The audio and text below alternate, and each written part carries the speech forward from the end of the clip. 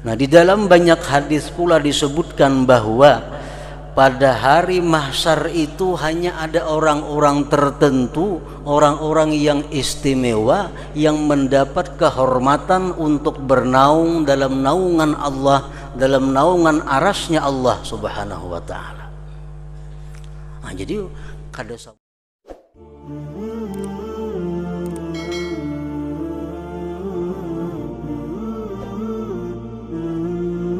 para muhibbin rahimakumullah, sangat banyak hadis-hadis Rasulullah Sallallahu Alaihi Wasallam yang mengingatkan kita tentang suatu hari di mana Allah mengumpulkan semua makhluknya yang di langit dan di bumi di satu tempat. Untuk apa kita berkumpul di situ? Untuk dimintai tanggung jawab kita dalam hidup di dunia ini satu persatu.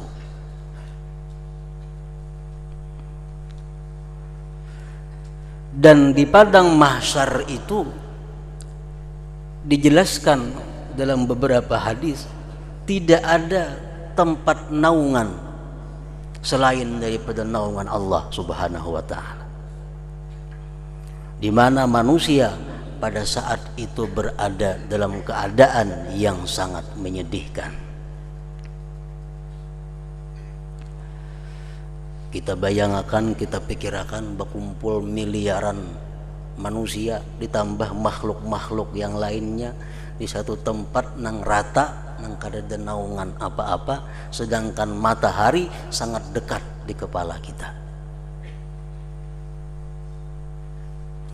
Nah, di dalam banyak hadis pula disebutkan bahwa pada hari mahsyar itu hanya ada orang-orang tertentu, orang-orang yang istimewa yang mendapat kehormatan untuk bernaung dalam naungan Allah, dalam naungan arasnya Allah Subhanahu wa ta'ala. Nah, jadi kada semuaan manusia sengsara pada hari mahsyar itu. Ada manusia-manusia istimewa yang diberi Allah kehormatan untuk bernaung di naungan arasnya Allah Subhanahu wa ta'ala. Siapa manusia-manusia itu? Antara lain Rasulullah sallallahu alaihi wasallam menyebutkan imamun adil, imam yang adil. Di dalam syarah-syarah hadis disebutkan dimaksud dengan imam itu adalah sultan. Ada juga yang mengatakan dimaksud dengan imam itu adalah pemerintahan, pemerintahan yang adil. Arti adil macam apa? Alladzi yatba'u amrallah biwad'i kulli syai'in fi mawdi'ihi min ghairi ifratin wala tafrid. Itu ngarannya yang adil. Orang pemimpin yang mengikuti aturan Allah, yang mengikuti perintah Allah dengan menempatkan sesuatu pada tempatnya, dengan ketiadaan kurang dan tidak melampau batas. Nah, itu disebut ngarannya adalah adil. Pemerintahan yang patuh kepada hukum Allah Subhanahu wa ta'ala dengan menempatkan sesuatu itu pas pada tempatnya. Nah, ini pemerintahan yang adil. Orang-orang yang berada di pemerintahan yang adil itu di padang mahsyar nanti mendapat kehormatan yang sangat besar dari Allah Subhanahu wa ta'ala dengan diberi kenaungan arasnya Allah Subhanahu wa ta'ala.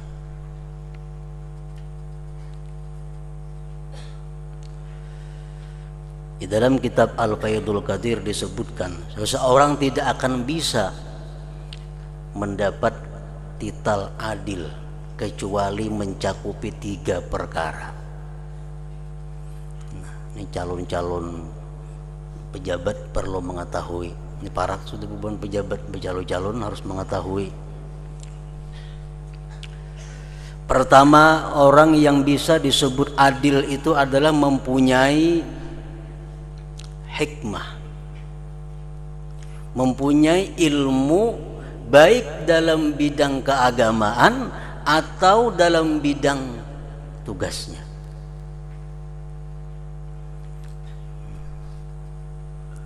Kalau orang itu kada bisa mengelola pemerintahan, orang nang jadi pedagang, orang nang jadi petani, hendak jadi bupati, terima hancur kabupaten itu.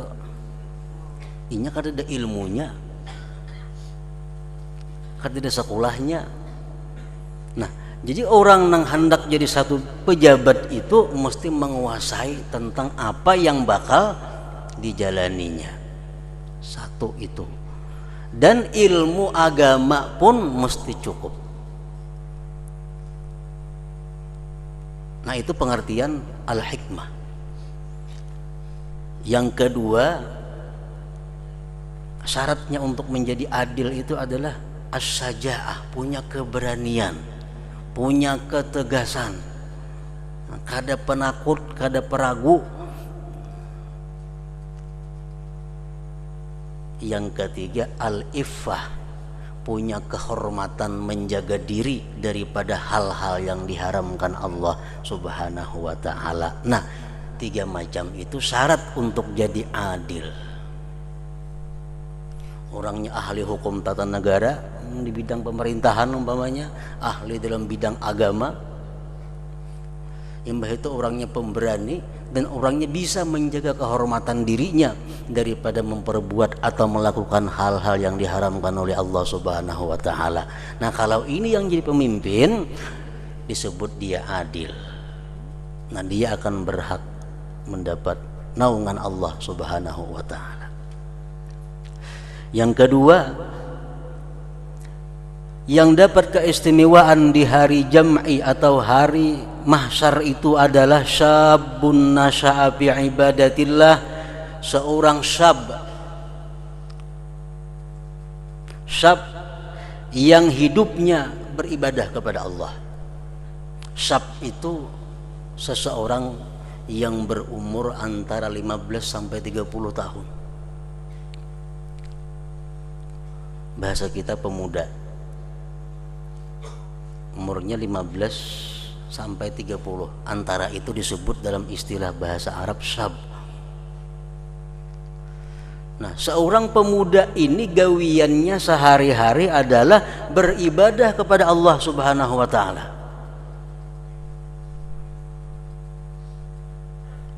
Kan biasanya pemuda itu suka rame-rame, suka membuang waktu, suka berbuat macam-macam hal-hal yang kada positif. Ada ini kada, pemuda ini atau pemudi ini, perempuan yang muda, perempuan yang berusia di bawah 30 tahun, hidupnya digunakannya untuk taat kepada Allah Subhanahu wa ta'ala. Nah, pemuda atau pemudi ini pun dapat naungan arsy Allah Subhanahu wa ta'ala. Namun sudah di atas 40, itu bahasa Arabnya syekh ngarannya. Amun syekh ini beribadah, itu wajar hanya sudah orang tua. Orang tua tuh beribadah kan ada keistimewaannya, sudah tua cocok aja. Nang aneh itu orang tua manganganak, ini nang aneh. Nah, kalau orang tua tuh ahli ibadah itu wajar. Tapi kalau ada orang anum nang di bawah 30 tahun ahli ibadah, nah ini dimuliakan oleh Allah Subhanahu wa ta'ala. Syabun nasha'a bi ibadatillah. Yang ketiga yang dapat naungan pada hari itu adalah rajulun qalbuhu mu'allaqun bil masajid. Seseorang laki-laki, ini kada masuk perempuan. Laki-laki, kalau pemuda tadi masuk pemudi. Nah, yang ketiga ini laki-laki yang hatinya digantung di masjid. Artinya apa? Orang ini selalu sembahyang berjamaah. Bulik di masjid, ini sudah banyak kena asar ke masjid pulang. Asar bulik hatinya sudah banyak kena maghrib ke masjid pulang. Maghrib bulik isanya baniat pulang, seterusnya ke masjid pulang. Nah, jadi ini orang hatinya digantung di masjid. Nanang ini tuha ke anum ke masuk. Bini-bini kada masuk di sini. Imam nang adil, bini-bini kada masuk di situ. Kalau pemuda, pemudi masuk. Yang keempat, rajulani tahabba fillah. Dua orang manusia yang saling menyayangi, semata-mata karena Allah dan tidak keluar daripada jalan Allah. Dua orang manusia bersayang-sayangan di jalan Allah dan karena Allah.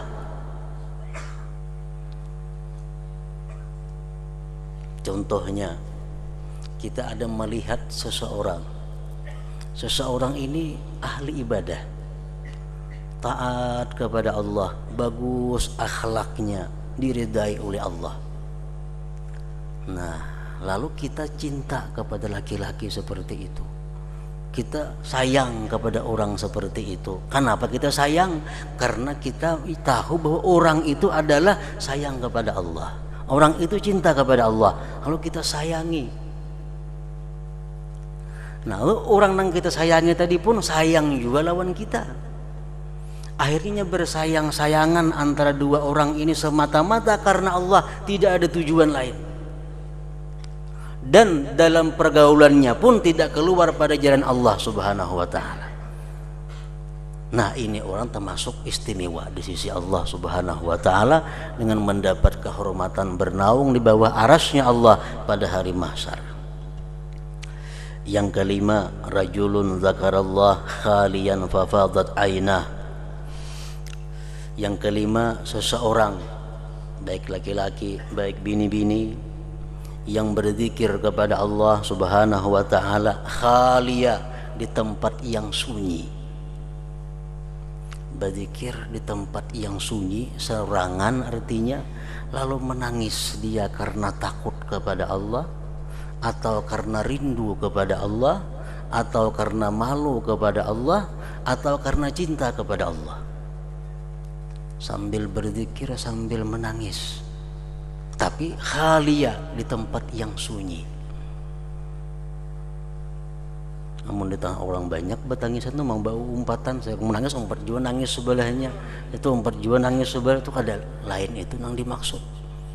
Makanya Rasulullah mengatakan khalia, di tempat yang sunyi. Yang keenam, yang dapat kemuliaan dari Allah, rajulun da'athu imra'atun zatu mansibin wa jamal faqala inni akhafullah rabbal alamin. Seseorang laki-laki atau seorang perempuan yang punya kemuliaan, punya kehormatan, punya kecantikan atau ketampanan, mengajak lawan jenisnya untuk melakukan perzinahan. Si lawan jenisnya berkata, inni akhafullah, aku takut kepada Allah. Nah, orang yang mengatakan takut kepada Allah ini dihargai oleh Allah Subhanahu wa ta'ala dengan mendapat naungan pada hari mahsyar di bawah arasnya Allah Subhanahu wa ta'ala. Yang kedelapan, yang keenam, yang ketujuh, wa rajulun tasaddaqa bisadaqatin fa akhfaha hatta la ta'lama shimaluhu ma tunfiqu yaminuh. Seseorang baik laki-laki atau perempuan yang bersedekah dengan rahasia. Inya bersedekah, nang disedekahi aja kada tahu pada inya nang bersedekah itu. Daripada saking menyembunyikan sedekahnya itu, nang disedekahinya kada tahu pada inya nang bersedekah. Nah, ganjarannya yang demikian adalah bernaung di bawah naungan arasnya Allah. Yang kedelapan, warajulun ghadda ainahu an maharimillah. Seseorang baik laki-laki atau perempuan yang bisa menjaga mata daripada yang diharamkan Allah. Laki-laki atau perempuan ini sangat menjaga mata daripada yang diharamkan Allah. Nah, dapat kemuliaan dengan bernaung di bawah aras Allah. Yang kesembilan, wa ainun harasat fi sabilillah. Orang yang matanya itu pernah berjaga di malam hari fisabilillah. Negara kita, kampung kita dalam keadaan gawat. Sewaktu-waktu bisa diserang oleh orang kafir atau diserang oleh orang-orang yang sesat. Kalau kita berjaga malam itu untuk mengamankan warga kita, nah mata berjaga itu pun dihargai oleh Allah Subhanahu wa ta'ala. Yang ke-10, man kafala yatiman au armalah, orang yang menanggung anak yatim atau perempuan janda, ditanggungnya, dibiayainya. Nah, orang ini dapat kehormatan dari Allah. Yang ke-11, wa tajirun ishtara wa ba'a falam yakul illa haqqa, pedagang, pengusaha yang menukar dan menjual dan dia tidak berkata kecuali benar. At-tajirus saduq, pedagang-pedagang yang jujur dalam membeli, jujur dalam menjual, mendapat kehormatan padang mahsyar. Dan banyak lagi golongan-golongan yang dapat kehormatan di sisi Allah Subhanahu wa ta'ala untuk bernaung di bawah arasnya Allah Subhanahu wa ta'ala.